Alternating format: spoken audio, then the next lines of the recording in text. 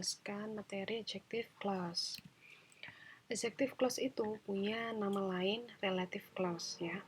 Fungsinya adalah untuk mendeskripsikan things, hal, atau memberikan informasi tambahan. Jadi adjective clause di sini adalah bertindak sebagai adjektif yang mendeskripsikan noun atau pronoun.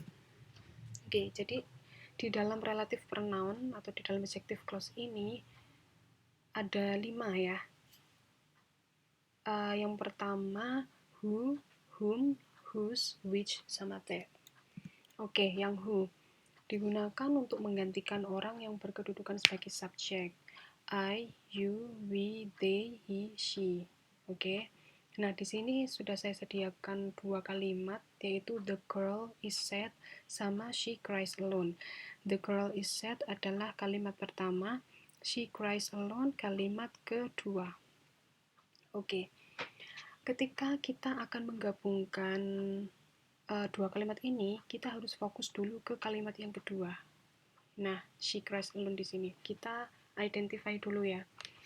Nah, she di sini itu merujuk ke apa sih? Ke siapa sih? Oke, merujuk ke orang, yaitu the girl.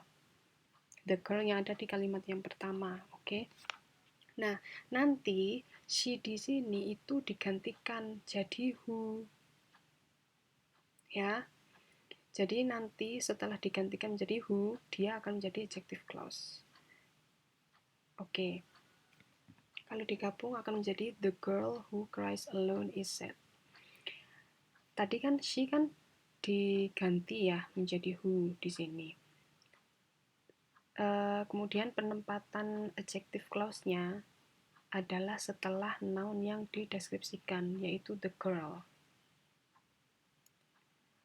Jadi yang di-underline di sini adalah adjective clause.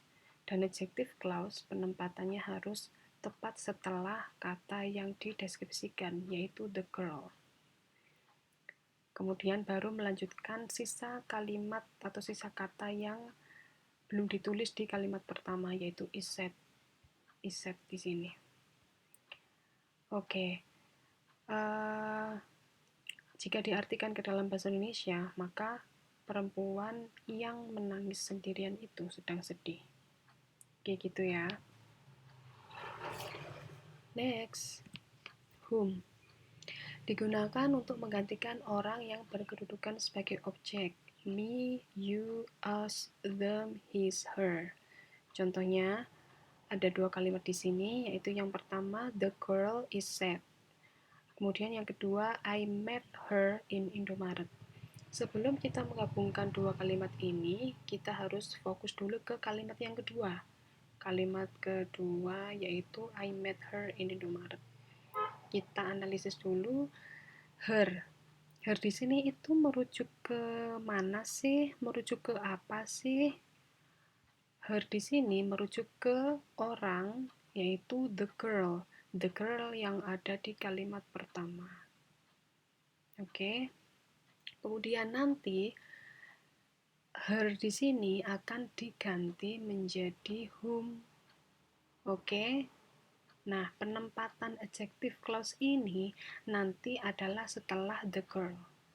Oke, langsung ya. Langsung hasilnya menjadi the girl whom I met in Indomaret is sad.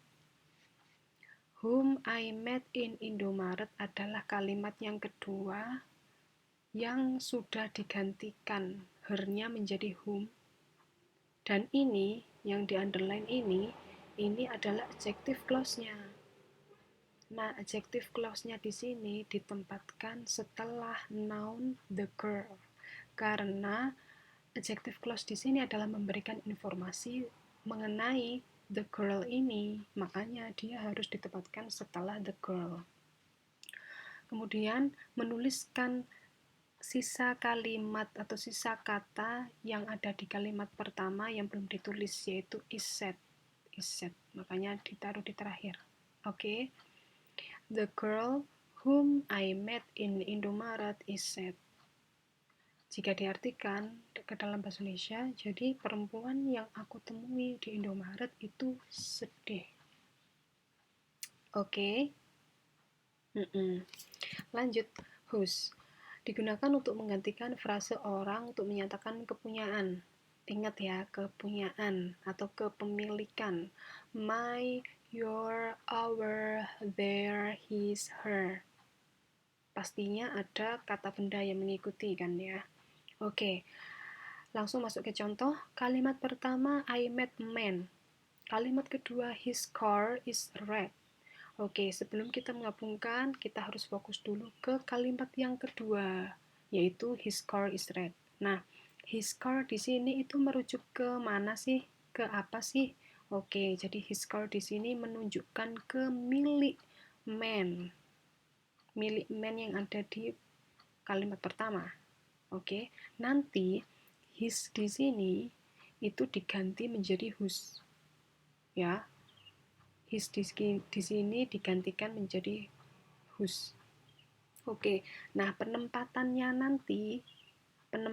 ini itu setelah kata atau setelah noun yang dideskripsikan, yaitu man, setelah man.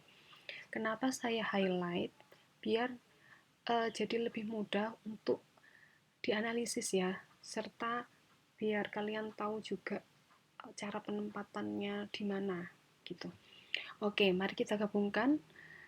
I met a man whose car is red. Yang di underline di sini adalah adjective clause. Adjective clause yang menjelaskan man. Oke.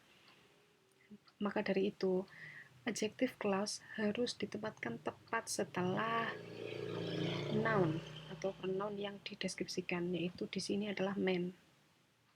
Dan ketika sudah digabungkan, kita sudah tidak lagi menggunakan his ya, karena sudah digantikan menjadi whose. Dan ini sudah jadi adjective clause.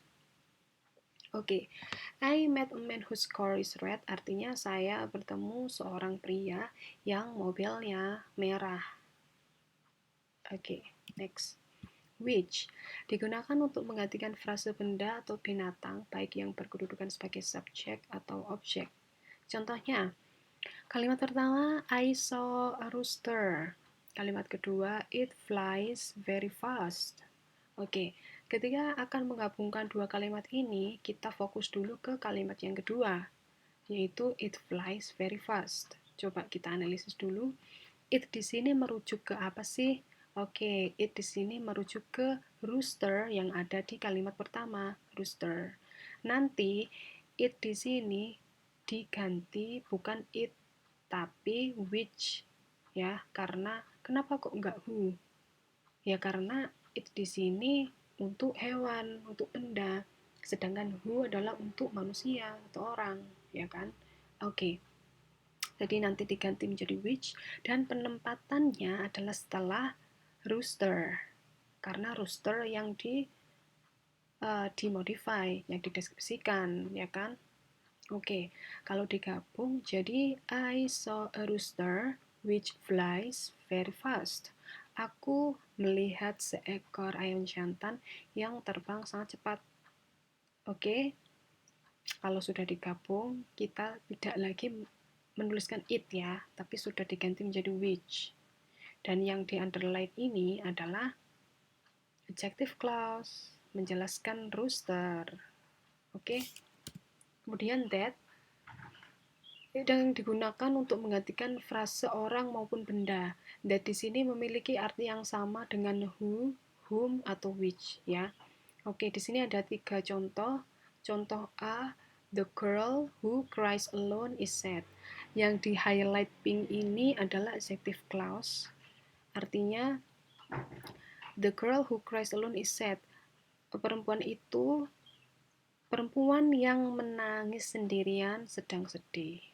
Kita ubah who di sini menjadi that, hasilnya the girl that cries alone is sad. Sama aja, artinya juga sama ya.